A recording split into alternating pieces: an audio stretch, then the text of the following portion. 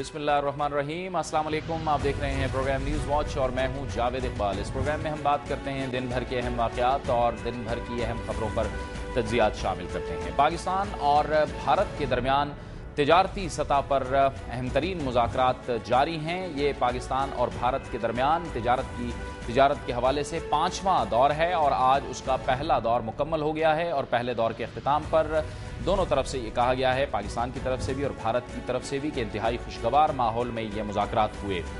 दोनों मुल्कों के सियासी ताल्लुकात, पाकिस्तान और भारत के दरमियान जो तिजारती ताल्लुकात हैं उसमें किस हद तक हाइल हैं और कितना ज़रूरी है दोनों मुल्कों के ताल्लुकात में बेहतरी और सियासी माहौल में कशीदगी का ख़ात्मा, कि जिसकी वजह से दोनों मुल्कों के दरमियान जो तिजारत है, तिजारत का हजम है, वो बेहतर हो। और दोनों मुल्कों में जब तिजारत का हजम बढ़ेगा, तिजारत बेहतर होगी, तो जाहिर है कि खित्ते में अमन के लिए और खित्ते में नए नए मौक़े पैदा होंगे और खित्ते में यही अमन के लिए इंतहाई ज़रूरी इक़दाम होगा।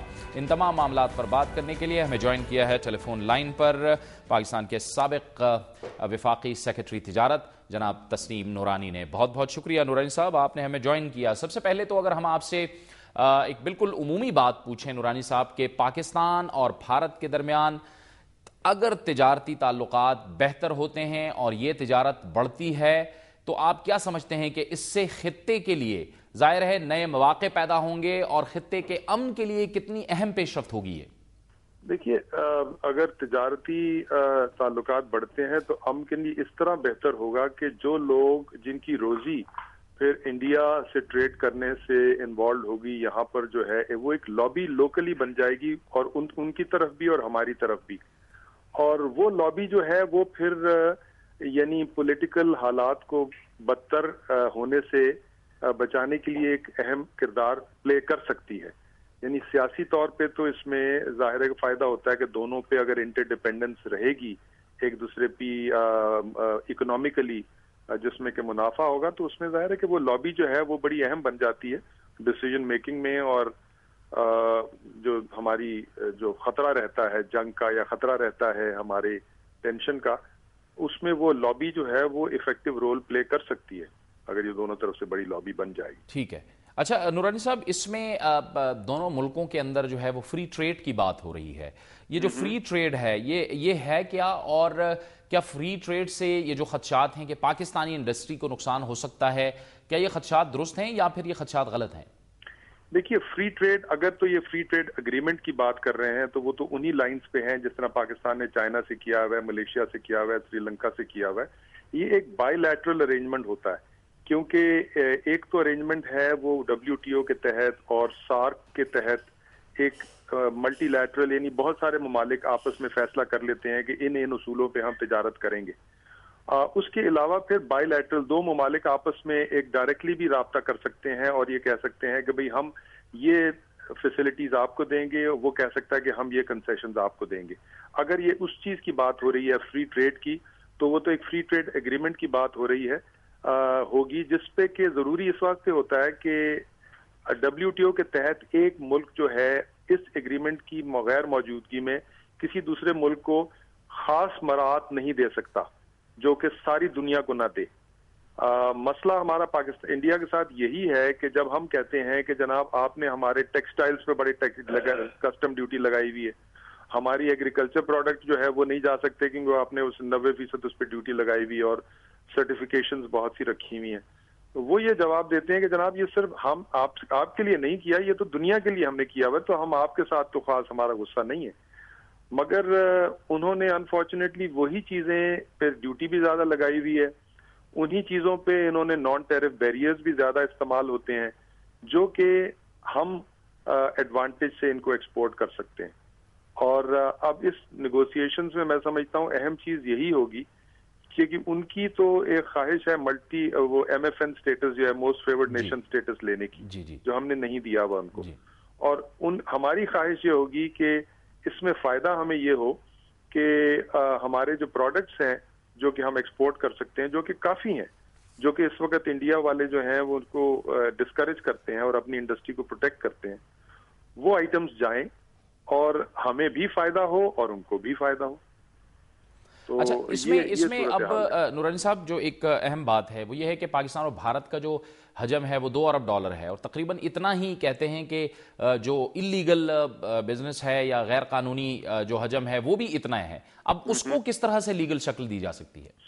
देखिए, ये इस वक्त कहते हैं कि इस वक्त जो फिगर्स मैंने देखी हैं कि पाकिस्तान, इंडिया की तरफ से $1.2 बिलियन एक्सपोर्ट होता है, पाकिस्तान की तरफ से कोई 0.3 बिलियन यानी 268 मिलियन या 0.3 बिलियन एक्सपोर्ट होता है। तो 1/4 या 1/5 है उनकी तरफ से। इनफॉर्मल ट्रेड जो है वो रिपोर्ट्स 1 बिलियन से 2 बिलियन की हैं। वर्ल्ड बैंक की रिपोर्ट 1 बिलियन कहती है, वैसे 2 बिलियन की बात भी की जाती है कि वाया दुबई और वाया दूसरे मुल्कों में आती है। अब ये चीज वो दुरुस्त है कि अगर वो थर्ड पार्टी की बजाय डायरेक्टली हो जाए तो यहाँ के ताजिर और यहाँ के जो बिजनेस हाउसेस हैं उनको फायदा हो। मगर इशू फिर भी यही है कि इंडिया जो है वो इतनी बड़ी इकोनॉमी है कि इस रीजन में 80% जीडीपी जो है ये हमारे जो साउथ एशिया के रीजन में वो इंडिया की है। ये अगर आप सार्क से ले लें तो वो इतना बड़ा मुल्क है कि उसको मराद देने में कोई तकलीफ नहीं होनी चाहिए। मगर वो, मैं समझता हूं कि खासी तंग नजरी से इस पॉइंट ऑफ व्यू को देखता है कि अगर पाकिस्तान से 2 बिलियन एक्स्ट्रा चला जाता है, पाकिस्तान की इकोनॉमी को तो बहुत फर्क पड़ेगा, उनकी इकोनॉमी को नहीं पड़ेगा।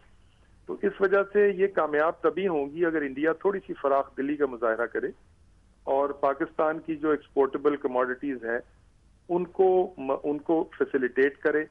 और ये जो उनकी बात होती है कि जी हमने हर एक पे लगाया हुआ है, वो उसको जरा बाला ताक रख के पाकिस्तानी प्रोडक्ट्स को फैसिलिटेट करे, तो फिर मैं समझता हूँ बात आगे बढ़ती है और एडवांटेज इंडिया को ही होगा। क्योंकि अगर हालात ये तिजारत में बेहतर होते हैं तो उनका एक पॉलिटिकल स्टैंस जो है वो स्ट्रांग होता है। इस लिहाज से कि बात फिर, यानी उनकी जो ख्वाहिश है कि आप बात करें ट्रेड की तो बात जो है सियासी तौर पे फिर टल जाती है। तो मगर ये कि वो इशू यही है कि अब आखिर में देखा जाएगा कि नेगोशिएशन जो है वो किस लहज पे रुकती हैं। अच्छा, इसमें नूरानी साहब ये जो बिजनेस वीज़ा का इजरा है ये भी बड़ा अहम तरीन फैक्टर है, क्योंकि इसमें भी जाहिर है कि भारत की तरफ से इसको मुख्तलिफ जो पेचीदगियां हैं उनमें से गुजारा जाता है, उस पर भी बड़ा वक्त लगता है। बिल्कुल, ये देखिए ना, सार्क के तहत ये सिस्टम ऑलरेडी एग्जिस्ट करता है कि सार्क मुमालिक में आपने आपके 100 बिजनेसमैन को हर साल वो एक वीजा मिलता है जो जितनी दफा जाना चाहें वो जा सकते हैं, जिस शहर में जाना चाहें वो जा सकते हैं।